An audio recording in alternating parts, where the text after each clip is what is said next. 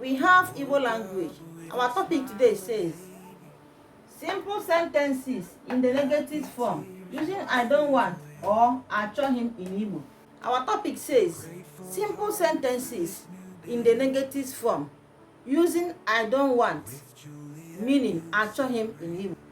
Igbo English. Number 1 says achọ him ịma, I don't want to know. Achọ him ịma means I don't want to know. Achọ him ịma, I don't want to know. Achọ him ịma. Achọ him ịma, I don't want to know. Maybe someone was talking to you. I don't want to respond. Another person said, this woman is an elderly woman. Answer her. You say, I don't want to know. Whether elder or not, I don't want to know. Achọ him ịma, I don't want to know. Achọ him ịbịa, meaning I don't want to come. Achọ him ịbịa means I don't want to come. So the woman insisted that you come and answer her. He said, achọ him ịbịa, I don't want to come. Can't you hear that I said, I don't want to come? Achọ him ịbịa. Can't you hear that? That means I don't want to be her enemy. Write the meaning of I don't want to be her enemy here on number 3. Maybe the woman told the friend, please give me her number. Give me that your friend's number. Let me call her. The person will say, please, so ma, I don't want to be her enemy.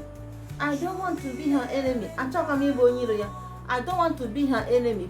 Write the meaning of I don't want to be her enemy on number 3 here. Achọ him iri, I don't want to eat. Achọ him iri, I don't want to eat. Achọ him iri, I don't want to eat. Can you force me to eat? No. I force a grown-up person to eat food. Achọ him iri, achọ him iri, I don't want to eat. That means I don't want to listen. Write the meaning of I don't want to listen here. Maybe her friend was telling her then to listen to her advice and go and answer the woman and know what she is calling her. She will say, I don't want to listen to your advice. Don't give me. I don't want to listen. I said I don't want to listen. I don't want to listen. So write the meaning of I don't want to listen here on number 5. Achọ him ịnụ, meaning I don't want to hear. Achọ him ịnụ means I don't want to hear.